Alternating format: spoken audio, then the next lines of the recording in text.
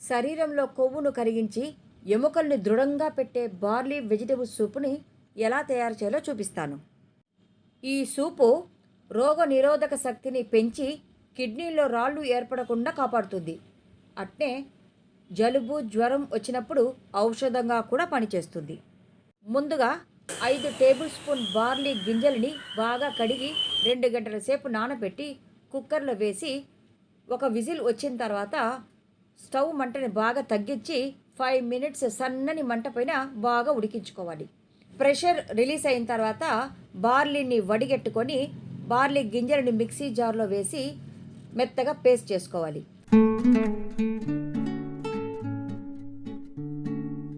ఇప్పుడు కుక్కర్లో నీళ్లు పోసుకొని వెజిటేబుల్స్ అంతా దాంట్లో వేసి వడిగట్టి పెట్టుకున్న బార్లీ నీళ్ళను కూడా ఇందులో వేసి ఒక మీడియం సైజు ఉల్లిపాయల్ని ముక్కలుగా కోసి తగినంత ఉప్పు వేసి కుక్కర్ను మూత పెట్టి ఒక విజిల్ వచ్చేంత వరకు బాగా ఉడికించుకోవాలి. మన ఇంట్లో ఏ కాయగూరలున్నా దీంట్లో వేసుకోవచ్చు. మరి కాలీఫ్లవర్, క్యాప్సికమ్, మరిన్ని కాయగూరలు కూడా వేసుకోవచ్చు. మరి